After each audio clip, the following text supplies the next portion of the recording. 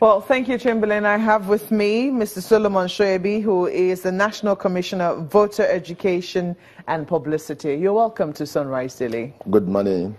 Well, you have heard some of the frustrations of Mr. Mock in terms of monitoring the exercise, and your commission did conduct an assessment last week, Thursday, looking at how the continuous voter registration has gone so far. Well, what are some of the things that you have noticed as a commission? Well, let me make some clarifications right away. For the first time in the history of the country, we are embarking on what we call the real continuous voters registration. What we had in the past was a system whereby we wait a few days to a general election and we ask people who had turned 18 or who didn't have opportunity of registering in the previous exercise to come out and register.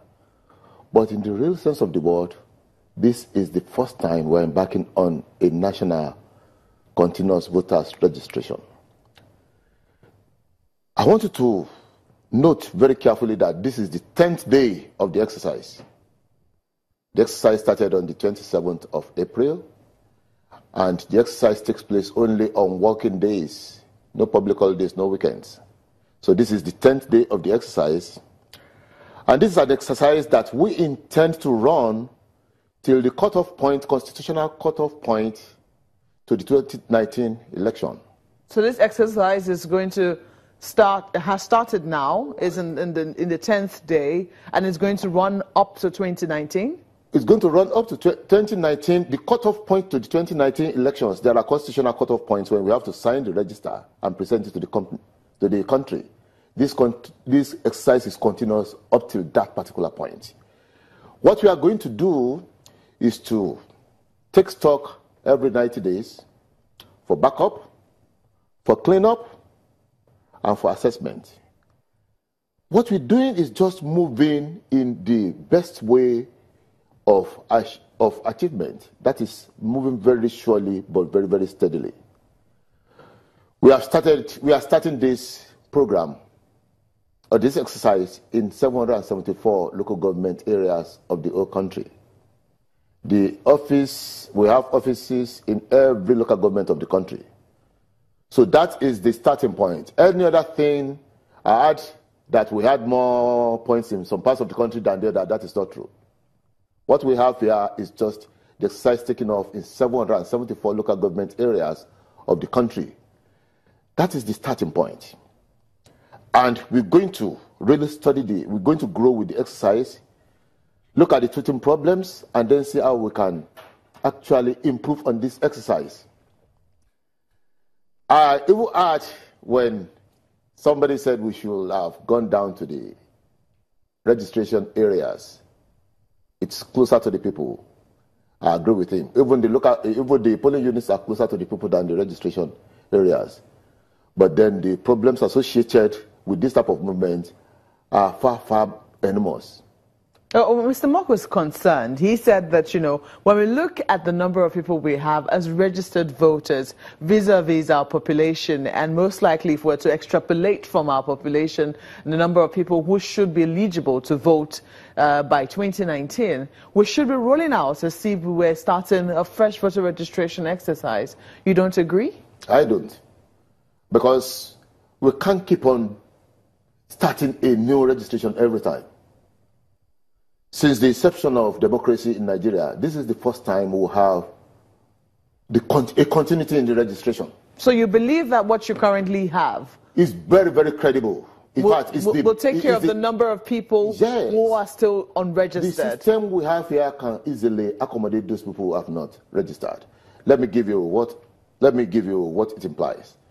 In the first instance, we're talking of registering people who have turned 18 or who didn't have the opportunity of registering in 2010 or who didn't go for continuous voters registration in 2014. They have an opportunity for a very long period of time now. That's number one. When you talk about the ease, we agree and we know too that it is not easy to centralize in the local government and ask people who have turned 18 or missed the opportunity sometimes to come to the local government area. It is extremely difficult. But we have to consider a lot of factors. Namely? The first one, the two intertwined, one are the finance and logistics. We have 774 local government areas.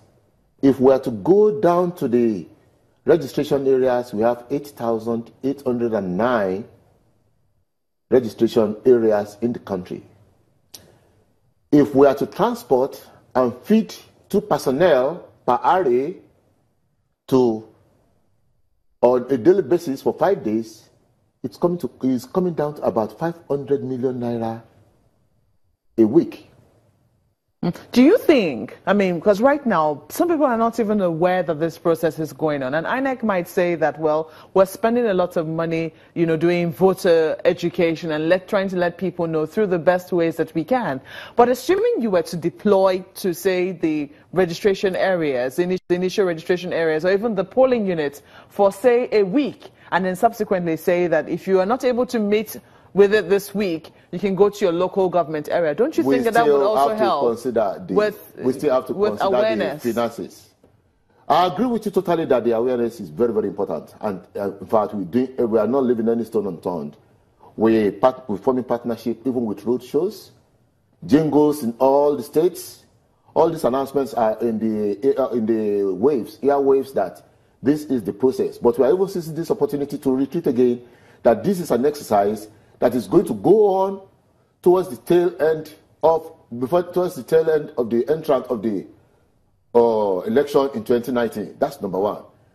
Then we're piloting with the local government areas. We'll see the associated problems and we'll find a way of solving them. It's a very long period. As I've told you, this is just the 10th day.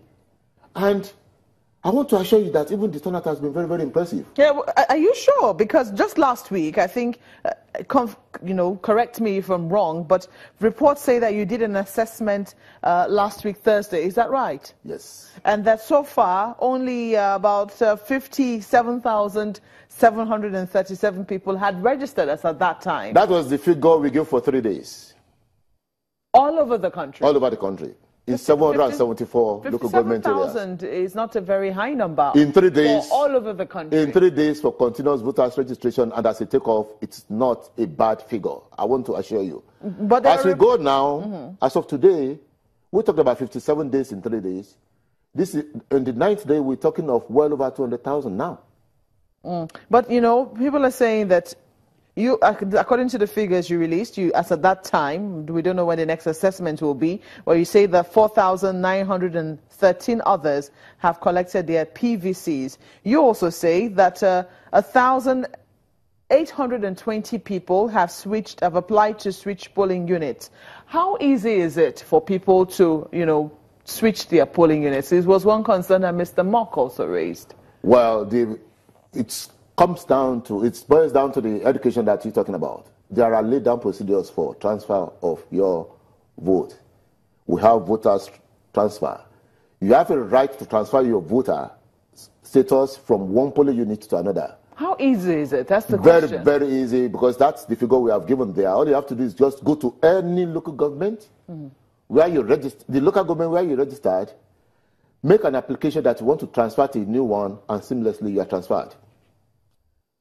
That's the figure we have given you there. The figure we gave you were the people who actually applied for transfer from their current status into a new status. We are so much aware of mobility of people, that people are so mobile, they move from one place to another, either by virtue of their occupation or otherwise, or the status of students and things like that. But we know that, we are saying it again, it is not difficult for you to transfer. It is